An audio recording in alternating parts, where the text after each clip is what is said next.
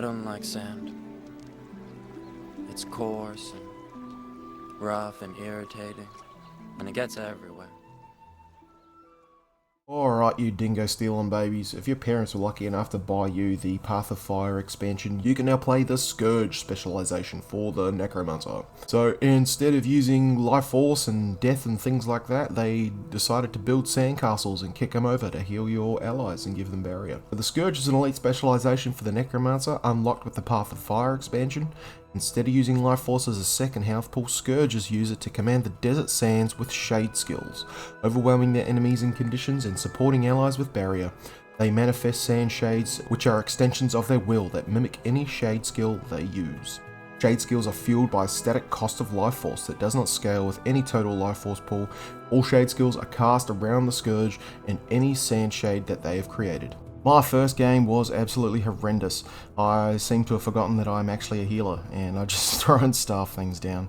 I just copied a build from Meta Battle, and I didn't even read what the what the class does. I just jumped in assuming it would be like a Necromancer, and I could just use the Shroud like the Reaper Shroud or the Necromancer Shroud, the Core Shroud. But yeah, I missed the memo that the Shroud was actually something different. I know that there's a Condi build for Scourge as well, but I didn't want to play that because I just played Condi Reaper. So I wanted to play Heal Scourge. How is a Necromancer really going to heal anything? At about the 5th or 6th game, I realised that you kind of need to use the Shroud skills more than any other skills. So heavily relying on those barrier that the F3 and F5 produce, as well as the snake barrier skill. Alright, so I was having a lot of problems with people dying. So I changed a few things from the Meta Battle build. At the end of it, I ended up using Spear, sword. Oh, where's my sword?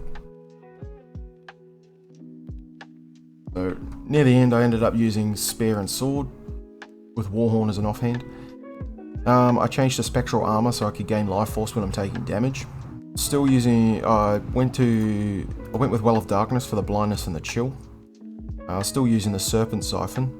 There was a bit there where I swapped Ghastly Breach for Summon Flesh Golem for the stun. Kept forgetting to summon the Flesh Golem, so I put it back onto Ghastly Breach because I would use that more. I changed the Mug ability, Overflowing Thirst, to Ritual of Life, so I can resurrect my allies when I cast Well of Blood. And I think I changed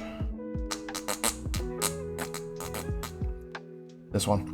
So marks become unblockable and generate life force. Because I stopped using the staff, I switched it to Entering Shroud grants swiftness and removes movement impairing effects. So every time I hit my F5, it'll do that instead of gaining 3% life force on unblockable marks of a staff I'm not using.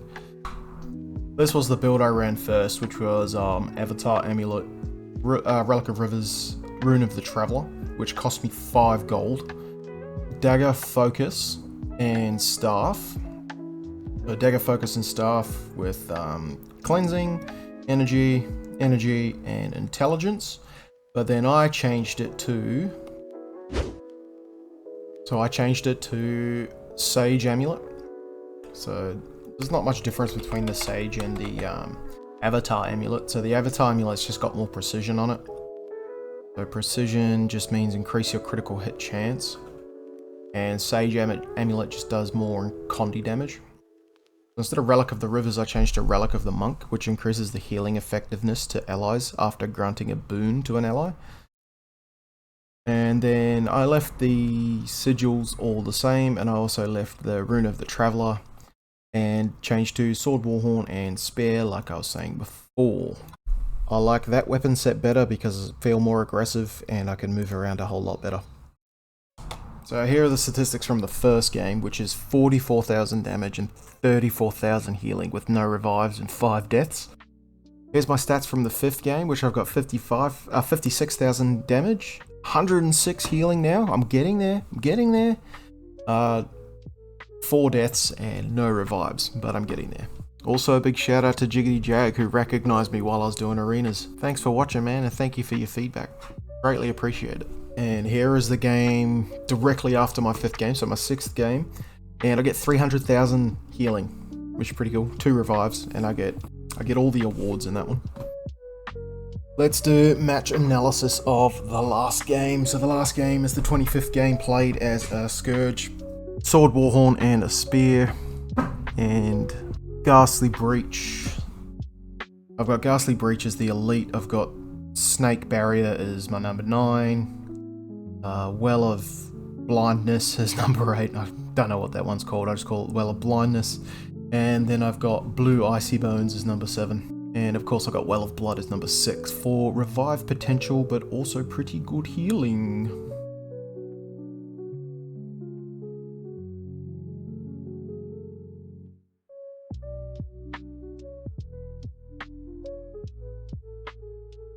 Yeah, so I noticed that they're not pushing up, so I'm putting my shades down in a line so that they can kinda push up.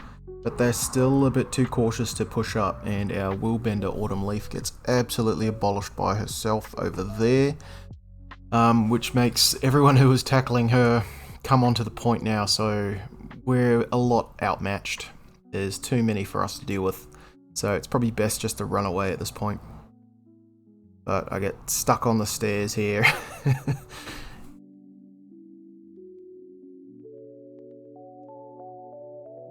Now I'm trying to support the thief because I'm like thinking maybe he wants to engage, but he doesn't really want to engage. He's still just sitting back there. And then I go down.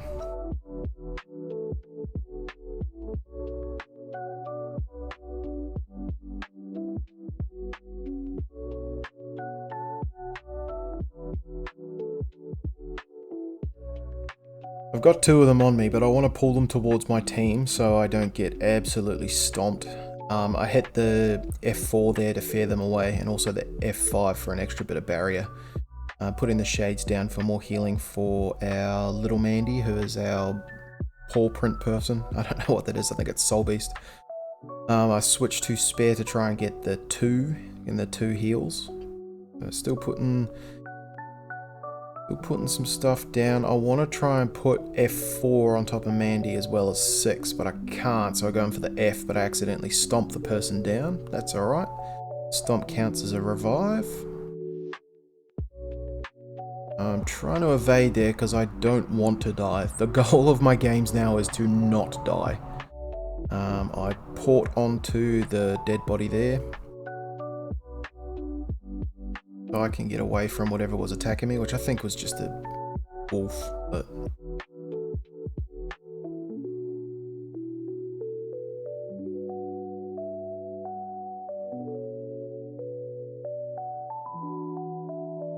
One of the cool things about these shade spells is they kind of work. If you hit them before you go down, they will work as you're down. So just then I hit my F5 and it worked as I went down.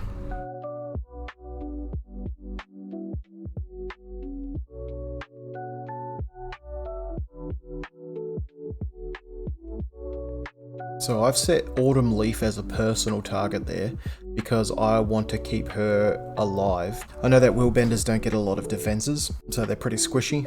So if I put that orange thing on top of her, I can see where she is. And sort of throw like a shade towards her or snake barrier.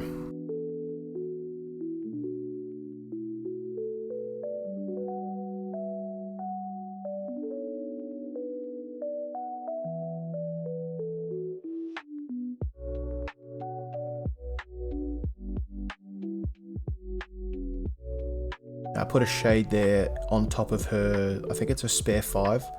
I'm not sure what that does, but she probably wants to sit inside it, so I put the shade on top of it to double down on whatever good stuff her spare 5 does.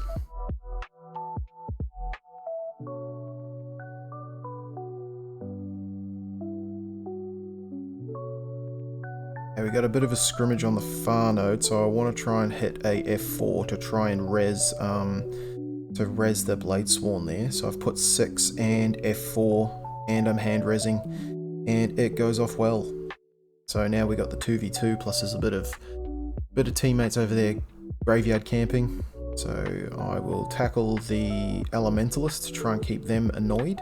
I'm not trying to put any pressure or damage on them, just trying to keep them annoyed. So Little Mandy, oh no, that's not Little Mandy, was it? Was it Thrinnen? No.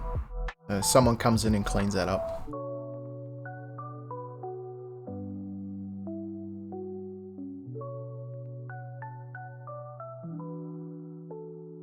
Don't mind me just trying to jump up walls. Trying to figure out how the wall jump works. So you can fucking jump up that concrete. Autumn leaf's in danger. It's putting the shade down.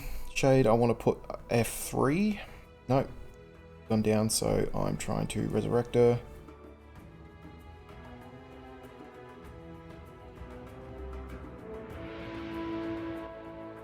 Now look at how much damage she's taken. Like, she just went from, yeah, there you go.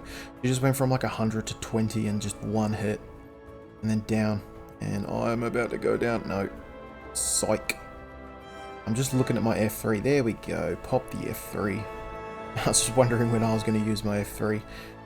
Using sword 2, even though it cost me health. Trying to gain life force is probably not the best use of it.